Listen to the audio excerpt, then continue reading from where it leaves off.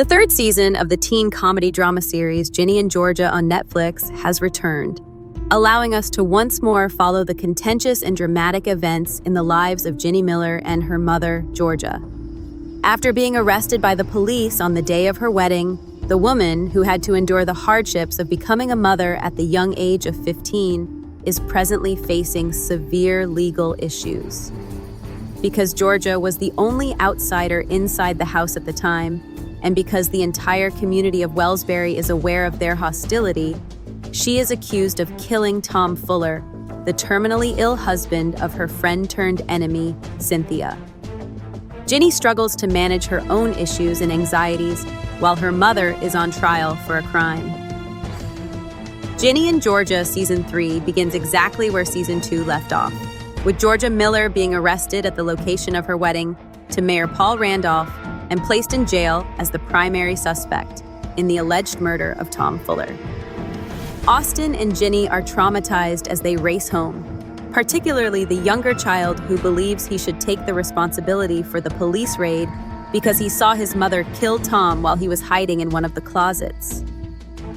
Josh Finn, a seasoned defense lawyer, soon visits Georgia in prison while Paul organizes for lawyers to handle the situation, while Ginny keeps him company and provides him with all the emotional support he needs to be calm. More important to Georgia than the difficulties she will endure in prison is her fear that the court would sentence her to life in prison, which would mean that she will be separated from her kids. However, Finn is certain that he can make arrangements for his client, and when the arraignment date comes around, Georgia is given bail, possibly as a result of her efforts. After conducting a comprehensive background investigation on the judge, she discovered that his grandson attends the same school as Ginny and that his wife is a prominent member of one of the town's several women's clubs. Georgia uses all of this information to her advantage, impressing the elderly judge and securing her release on bail, albeit with the condition that she continue to be under house arrest and wear an ankle monitor. Although it is clear that she is happy to be out of prison, Georgia soon learns that she still has to live with many limitations. In addition to ensuring that she remains in the house at all times, the ankle monitor requires daily charging, which means she must remain confined to a single area of the house during this time. As a result of this development, Ginny and Austin must deal with abuse and discomfort from their respective peer groups, and they undoubtedly begin to feel guilty for their mother's behavior. After Georgia's life is upended by PI Gabriel Cordova's evidence at the initial trial hearing, the family, which now evidently includes Paul, begins to accept and cope with their circumstances. When Cordova tells the world that Georgia Miller has been accused of murder and fraud on several occasions in the past and labels her a serial killer, the media across the county takes notice. Aside from Georgia's legal battle, the most important event in Ginny and Georgia Season 3 is when Ginny discovers something startling about herself. When Nora revealed that she was experiencing irregular periods and was afraid she might be pregnant, Ginny met with her group of friends after having sex with Wolf, her new buddy and sexual interest. Ginny was astonished to learn that she was pregnant, even though the group of friends had chosen to take pregnancy tests together as a show of support to help Nora feel less anxious. She waited for a chance to tell her mother, the only person she trusted to support her, about this without telling her friends. This was difficult, though, because the Child Protective Services officer was always present throughout their conversations due to legal requirements, and Ginny was clearly afraid of criticism and the possibility that the news of her pregnancy might harm her mother's reputation. The mother is equally angry and upset when she eventually finds a way to enter the house by herself and inform Georgia about her pregnancy, since she does not want her daughter to experience the same difficulties that she did. Georgia is in a much worse situation because she is unable to decide what advice to give her daughter, and in the end, decides to let Ginny make the decision. Having gone through all of this herself, Georgia cautions Ginny about the tremendous challenges that a teen with a kid must overcome on a physical, mental, and social level. In many respects, Georgia believes that her life had taken certain turns only because she became pregnant at the age of 15, which compelled her to turn to aggressive and unlawful means. As a result, Her current struggles can also be linked to the fact that she became a mother when still a teenager. She is unable to specifically advise Ginny to abort the child, though, because her decision had also given her what she treasured most in life: her 2 children. She would have been incomplete without Ginny and later Austin, whom she also conceived at a reasonably young age.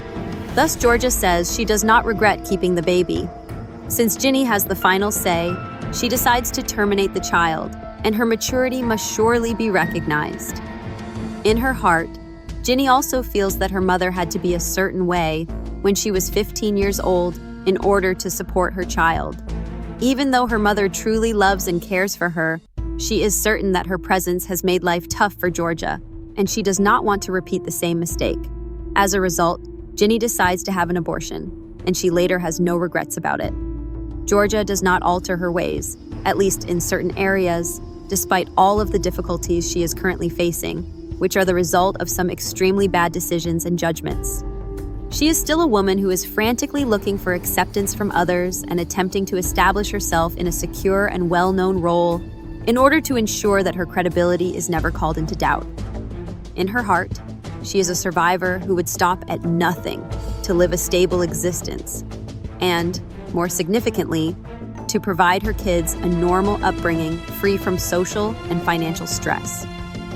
Even though she had previously made the financial arrangements by deftly undermining Kenny Drexel's will and then murdering him to seize all of his riches, it was clear that the situation had forced her to relocate and begin a new life in Wellsbury. Her plan had nearly been completed when she fell in love and married the town's mayor. But the arrest destroyed everything for her and ultimately revealed Paul's true nature.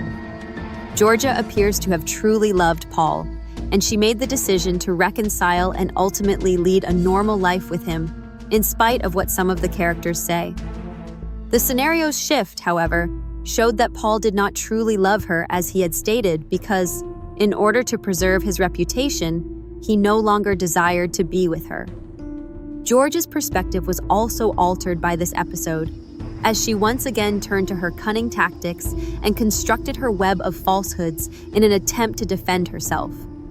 Even when she is arrested and tried for Tom Fuller's murder, Georgia always felt that having Paul by her side would make things much easier. Paul had also made the decision to break up with her since he was aware that his presence in the courtroom would affect the outcome in some manner, and that the public and media would undoubtedly discuss it. Therefore, Georgia chooses to treat him like some of her past lovers, just as a tool for her to employ in order to improve her circumstances, when he does move away from her and even considers divorcing her. She so lies to Paul about being pregnant with his child by using Ginny's positive pregnancy test result. Georgia made Ginny take the test at home again, even though the girl had already taken it several times, most likely so she could utilize the object. Unfortunately for her, Paul is too smart to be duped by this ploy, and he recognizes the link when Zion tells him about Ginny's terrible recent experience. By the way, Georgia intentionally tries to avoid lying to Joe, her new love interest, though it's debatable if we can call him that, given that they don't wind up together by the conclusion of the season. She tells Joe all of her transgressions and acknowledges that she doesn't want to hide anything from him. At the end of the series, Georgia appears to be caught in her own deception about being pregnant, as it appears that she is now expecting either Paul's or Joe's child. Wolf is a somewhat odd character who is frequently capricious and unpredictable and, in some cases, completely unsuitable. Wolf is completely unconcerned by practically everything around him, which is precisely why Ginny finds him attractive and feels safe around him. Since they attend the same school, he wonders if Ginny knows the daughter of the mayoress murderess, since he is unaware that his new buddy is the same person he is referring to. Wolf appears to never judge someone based on anything and just goes with the flow in every event. Thus, when he learns Ginny's true identity, he is once again quite unconcerned. This uncommon capacity for detachment, however, also causes Ginny a lot of trouble when she tells Wolf that she is pregnant following their romance.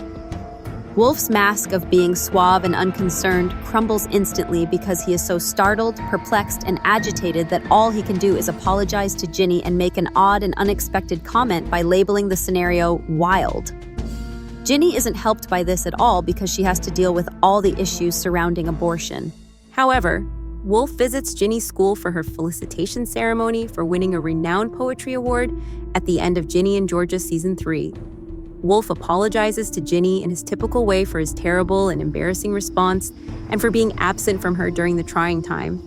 Ginny does forgive him, though, and he also says he wants to remain friends with her. Ginny had never formed any sincere love for the boy, so even though she had been dumped by him, she never felt particularly hostile toward him.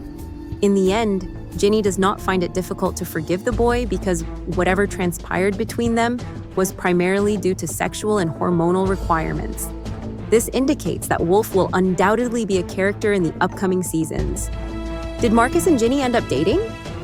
In Ginny and Georgia Season 3, Ginny and Marcus's close relationship only grows deeper, since Marcus truly supports Ginny through her worst moments and repeatedly consoles Georgia with words. Despite his inability to improve his personal circumstances, the boy's maturity and level-headedness are evident this season. For this reason, even if he and Ginny kiss and come close several times, he chooses to avoid her once more. Additionally, Ginny admits that she still loves Marcus, and her final attempts to address his alcoholism give the impression that the kids will eventually reunite. But Marcus's predicament only becomes worse after his parents reprimand him for failing the year, and he drinks so carelessly that he has a devastating emotional breakdown in front of them. The child is so drunk and uncontrollable that he wets his bed the last time Ginny pays Marcus a visit at his place. Nevertheless, Marcus continues to ask Ginny to read him the poem she wrote for him, demonstrating his sincere love for her and the fact that thinking of Ginny can likely still help him relax in these situations. We will have to wait a little while longer to see Marcus and Ginny reunite, if at all, as he must be sent to treatment at the conclusion of Ginny and Georgia Season 3.